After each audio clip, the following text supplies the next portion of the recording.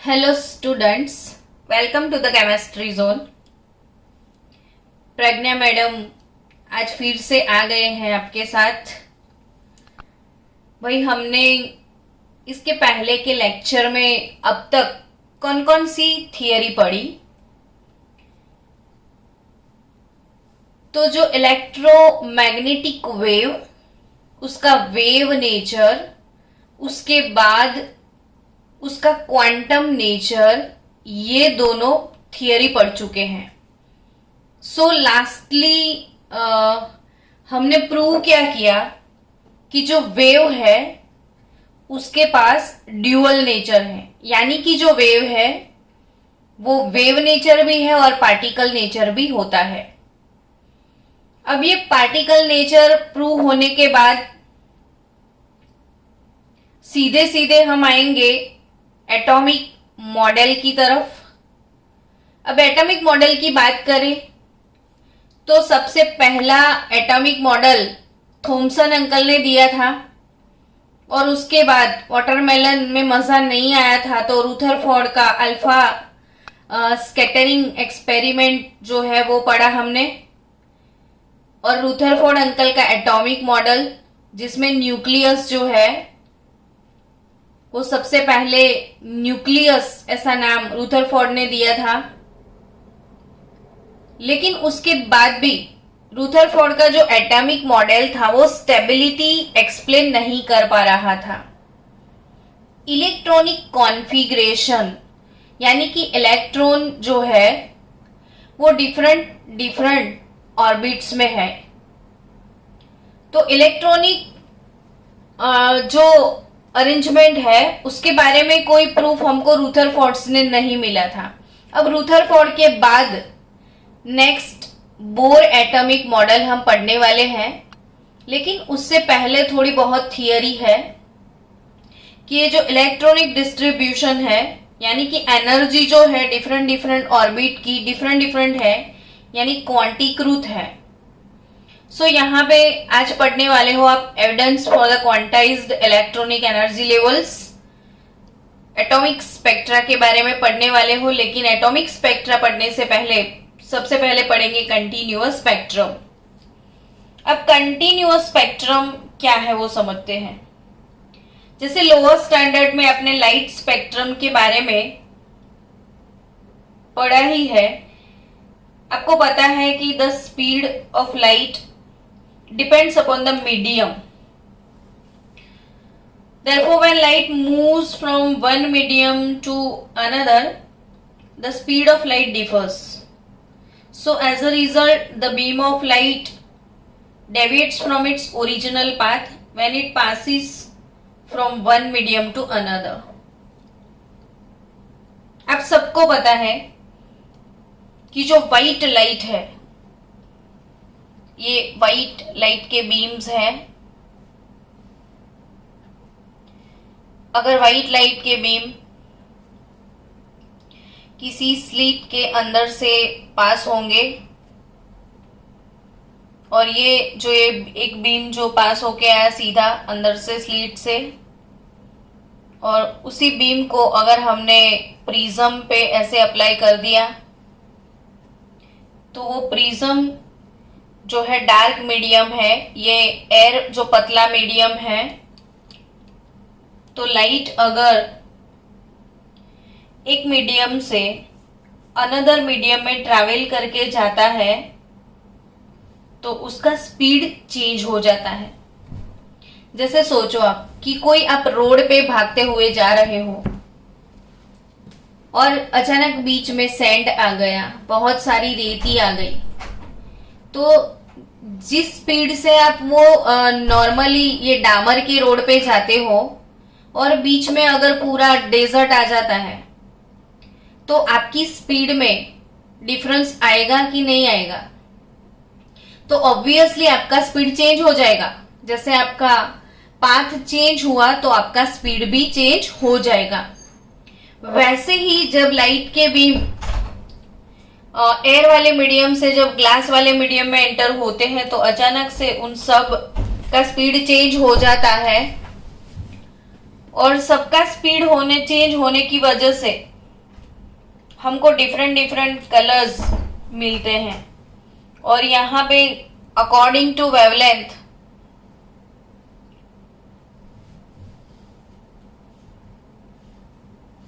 ये नहीं आएगा, अकॉर्डिंग टू वेवलेंथ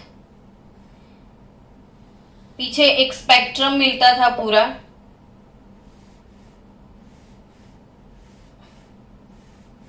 और आपको पता है ना कौन से कलर मिलते थे। ये जो पूरा स्पेक्ट्रम था, कलर स्पेक्ट्रम, जिसमें कलर्स मिलते थे, तो हमने याद रखने के लिए VIBGYOR, violet, Indigo, blue, green, yellow, orange, red, ये डिफरेंट डिफरेंट कलर के जोन, ये कलर स्पेक्ट्रम मिलता था। ये रेड वाला है, ये वायोलेट वाला पोर्शन है। फिर कौन से कलर मिलते थे, तो ऑरेंज कलर, येलो कलर,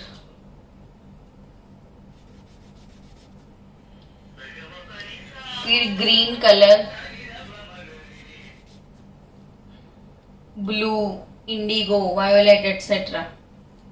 अब ये जो स्पेक्ट्रम था, लाइट का स्पेक्ट्रम, इसको हम कंटिन्यूअस स्पेक्ट्रम बोलते हैं। क्यों इसको कंटिन्यूअस स्पेक्ट्रम बोलते हैं?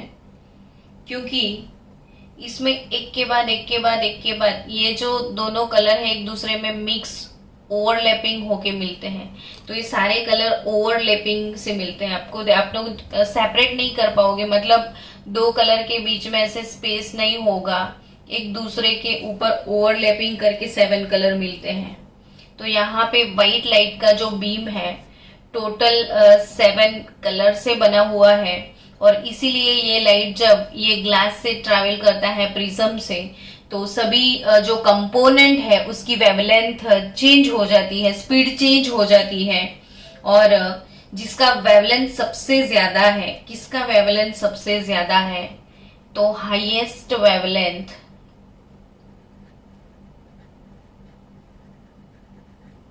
रेड का है।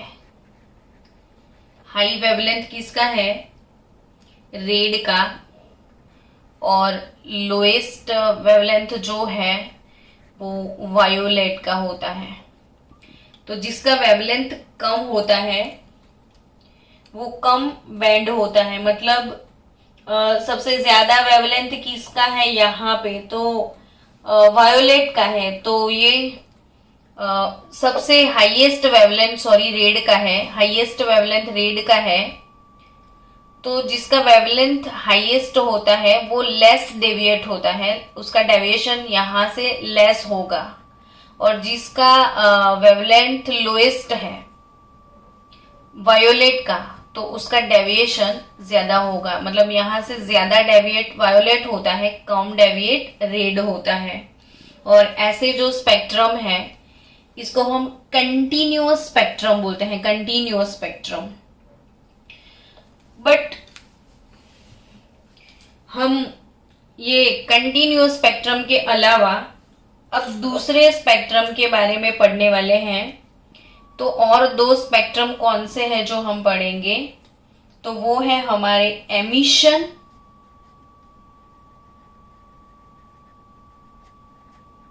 And absorption spectra. तो एमिशन एंड एब्सॉर्प्शन स्पेक्ट्रा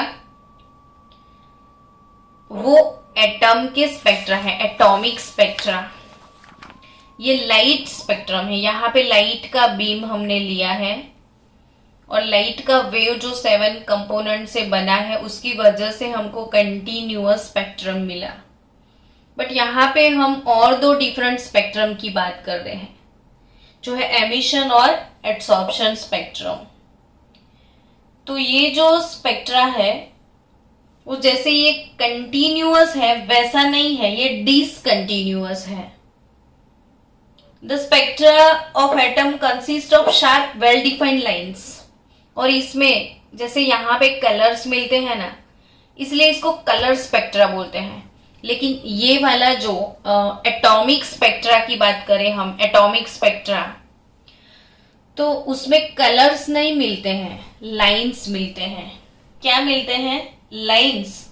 इसीलिए इनको हम लाइन स्पेक्ट्रा बोलते हैं। तो ये लाइन स्पेक्ट्रा है। कलर स्पेक्ट्रा ये वाला है, ये कलर स्पेक्ट्रा है जो कि कंटिन्यूअस है। ये लाइन स्पेक्ट्रा है जो कि डिसकंटिन्यूअस है, कंटिन्यूअसली ऐसे ओवरलैप वाला नहीं होगा। अब सबसे पहले आज हम पढ़ेंगे एमिशन स्पेक्ट्रम के बारे में।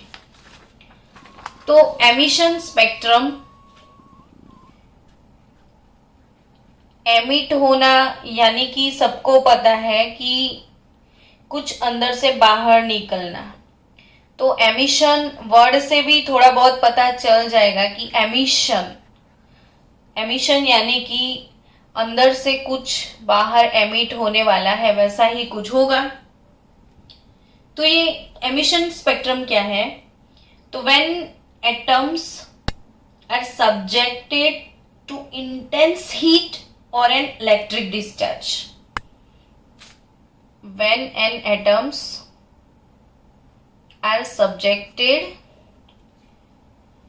to intense heat or an electric discharge, मतलब किसी एटम को हमने एनर्जी प्रोवाइड कर दिया। एटम को क्या प्रोवाइड कर दिया? एनर्जी, मतलब हीट, इंटेंस हीट, बहुत ज्यादा गर्म कर दिया। या तो फिर इसको हमने इलेक्ट्रिक डिस्चार्ज दे दिया। तो अगर आपको कोई एक्सेस गर्म करेगा तो आप अनस्टेबल हो जाओगे। वैसे ही एटम के अंदर हम एक्सेस हीट प्रोवाइड करते हैं तो एटम वो हीट एब्जॉर्ब कर लेता है और उसी टाइम उसका हीट एक्सेस हो जाता है। तो वैसे सैंपल को हम एक्साइटेड सैंपल बोलते हैं, क्योंकि उसका एनर्जी लेवल बढ़ गया है, वो एक्साइटमेंट में आ गया है, तो वो एक्साइटेड है। नाउ जब इसको हीट, इंटेंस हीट प्रोवाइड किया, इलेक्ट्रिक डिस्चार्ज दे दिया, तो उसने एब्जॉर्ब कर लिया एनर्जी। अब एक्साइटेड स्टेट में चले गया and during this excitation the electron in the ground state of the atom are excited to some higher energy states. मतलब हम बात कर रहे हैं ना, एटम की बात कर रहे हैं यहाँ पे। अब एटम के बारे में सबको पता है। चलो, ये न्यूक्लियस है, ये फर्स्ट ऑर्बिट है। सपोज यहाँ पे फर्स्ट ऑर्बिट में इलेक्ट्रॉन है तो उसको उसका ग्राउंड स्टेट बोलते हैं। ये कौन सा स्टेट है इसका? Ground state. अगर इलेक्ट्रॉन अपनी खुद की फर्स्ट ऑर्बिट में है तो वो जिस ऑर्बिट में रहता है, जहां वो स्टेशनरी ऑर्बिट में वो खुद है, उसको ग्राउंड स्टेट बोलते हैं। अब सपोज आपने हीट प्रोवाइड किया तो यहाँ पे ये सेकेंड नंबर का ऑर्बिट है, ये थर्ड नंबर का ऑर्बिट है, ये फोर्थ नंबर का ऑर्बिट है। तो फर्स्ट से ज्यादा एनर्जी सेकेंड लेवल की होती है और सेकेंड से ज्यादा एनर्जी थर्ड लेवल की होगी, थर्ड से ज्यादा फोर्थ। अब ये यहाँ पे है तो उसका लेवल उतना ही होगा एनर्जी का, ये जो कि अपने ग्राउंड स्टेट में है। अब आपने उसको हीट प्रोवाइड किया तो उसने जैसे ही ये हीट से बॉर्नवीटा पिया तो वो जंप करने लगेगा, एक्साइटेड मोड में आ जाएगा और एक्साइटेड स्टेट में आके कहीं ना कहीं दूसरी हायर एनर्जी ऑर्बिट में वो चला जाएगा। यानी कि अभी जो वो लोअर एनर्जी ऑर्बिट में है, वहां से जंप मार के वो हायर एनर्जी ऑर्बिट में चला जाएगा। तो ये लोअर टू हायर कैसे मूव हुआ? तो अपने हीट प्रोवाइड करने की वजह से हुआ। तो फिर से सुनो कि when atoms are subjected to intense heat और an electric charge, they absorb energy and get excited. Now during this excitation the electron in the ground state of the atom are excited to some higher energy state. Ground state से कहाँ जाएंगे वो लोग? Higher energy state में चले जाएंगे। And since at the ground state is stable whereas the excited state is unstable, therefore they return to the ground state and absorb energy is released at light। अब होगा क्या समझो कि ये lower energy से ये स्टेबल था, ये अनस्टेबल था, ये लोअर एनर्जी से एक्साइट होके एक्साइटेड स्टेट में चला गया, लेकिन ये स्टेबल तो यही है। ड्यू टू स्टेबिलिटी वो वापिस मूव होगा, अपने घर पे वापिस आएगा। अब जब गया था तो हीट एब्जॉर्ब करके गया था, जब वापिस आएगा तो वो हीट रिलीज करेगा। अब उनके अंदर की हीट का एमिशन होने वाला है। पहले हीट एब्जॉर्ब कर लिया, अब वो हीट को एमिट करने वाला है। तो यहाँ पे एक्साइटेड सैंपल जो है उसके अंदर से हीट रिलीज होगा रेडिएशन के फॉर्म में। अब वही हीट को सपोज, वही रेडिएशन को सपोज आपने प्रिज्म पे अप्लाई कर दिया।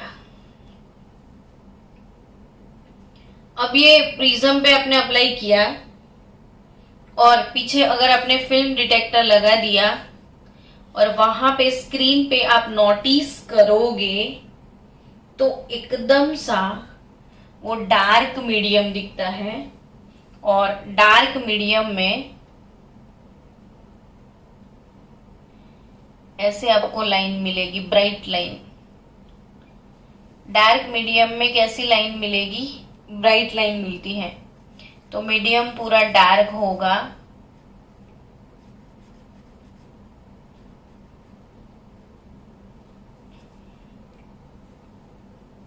देखो ऐसा डार्क डार्क डार्क मीडियम में कहीं कहीं लाइंस दिखेगी आपको, और वो लाइन वाइट मतलब ब्राइट होती है।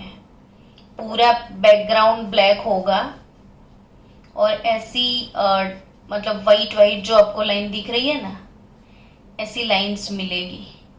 तो ऐसे स्पेक्ट्रम जिसमें ये डार्क मीडियम में आपको ब्राइट लाइंस मिलेंगी।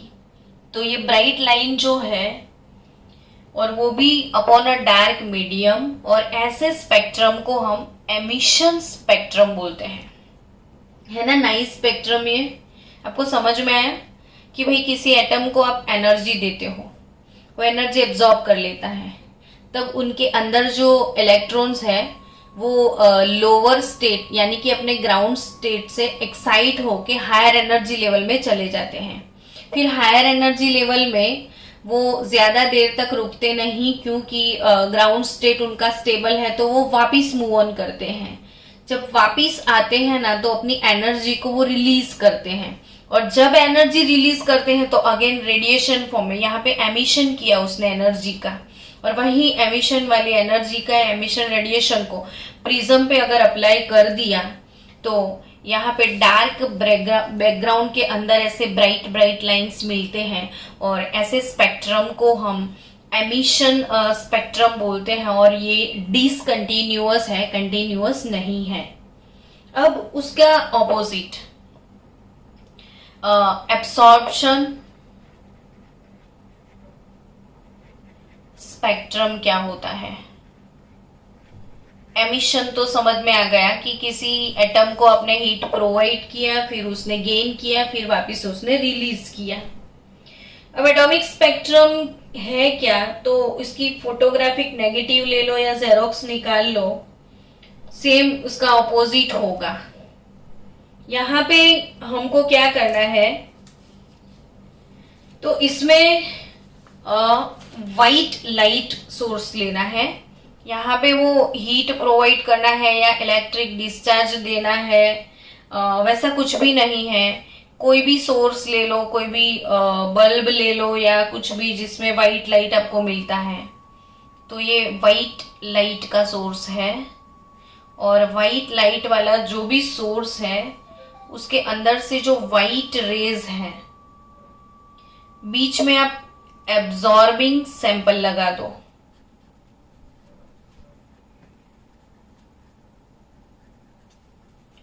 जो ये व्हाइट लाइट को एब्जॉर्ब कर जाता है, लेकिन ये व्हाइट लाइट की सारी फ्रीक्वेंसी को एब्जॉर्ब नहीं करता है। मैंने आपको पहले भी एक्सप्लेन किया था कि जब कोई सब्सटेंस है उस पे लाइट गिरता है तो 3 पॉसिबिलिटी होती है। आधा रिफ्लेक्ट हो जाता है, थोड़ा बहुत अंदर एब्जॉर्ब हो जाता है, और थोड़ा बहुत ऐसे ट्रांसमिट हो जाता है।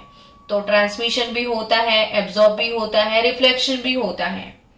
और आपको पता है कि कोई सब्सटेंस पे जब लाइट गिरता है तो वो ग्रीन कलर अगर एब्जॉर्ब नहीं करता तो ग्रीन को रिफ्लेक्ट कर देता है और बाकी की फ्रीक्वेंसी को वो एब्जॉर्ब कर जाता है। तो जब वो जिसको रिफ्लेक्ट करता है वो एज अ कलर हमको दिखता है।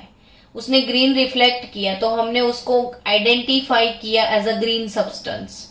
तो वैसे ही यहाँ पे कोई सैंपल मैंने रख दिया, यहाँ पे व्हाइट लाइट आ रही है, तो बट ऑब्वियस है वो सारी लाइट एब्जॉर्ब कर भी सकता है। अगर वो सारी लाइट एब्जॉर्ब करता है तो वो ब्लैक बॉडी होगा। तो यहाँ पे उसने कोई कोई फ्रीक्वेंसी एब्जॉर्ब करी, कोई कोई नहीं करी। अब ये जो लाइट का बीम इधर आया तो इसमें से आधे कंपोनेंट यहाँ पे एब्जॉर्ब हो चुके थे। सपोज उसको मैंने प्रिज्म पे डाल दिया। अब पीछे से जो है स्क्रीन के ऊपर मैंने स्पेक्ट्रोस मतलब जो भी डिटेक्टर फिल्म है वो मैंने यहाँ पे अप्लाई किया है। तो ये जो स्पेक्ट्रम है वो वाले स्पेक्ट्रम से बिल्कुल ऑपोजिट मिलता है। यानी कि यहाँ पे डार्क मीडियम जो था उसमें वाइट यानी कि ब्राइट लाइन मिलती थी। यहाँ पे पूरा मीडियम वाइट है, इसमें डार्क लाइन मिलेगी। इसका ऑपोजिट ले लो, नेगेटिव ऑफ दैट। यहाँ पे डार्क मीडियम ब्राइट लाइन थी, यहाँ पे ब्राइट मीडियम डार्क लाइन है। तो ब्लैक कलर की ऐसे लाइंस दिखेगी।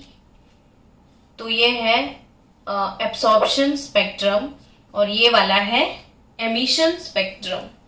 तो यहाँ पे मैं एमिशन स्पेक्ट्रम की और एब्सॉर्प्शन स्पेक्ट्रम का डिफरेंस आपको बोलूं तो ये चीज बोल सकते हैं कि एमिशन स्पेक्ट्रम कैसा होता है। तो when radiation emitted by excited substance analysed by spectroscope, और यहाँ पे obtain when substance absorb energy and then left transmitted light is analysed by spectroscope. मतलब यहाँ पे एमिशन जो किया और उसको एनालाइज किया, यहाँ पे इसने एब्जॉर्ब कर लिया और जो बचा उसको एनालाइज किया। तो ये बेसिक डिफरेंस है। अब नेक्स्ट हमको लाइन एमिशन स्पेक्ट्रा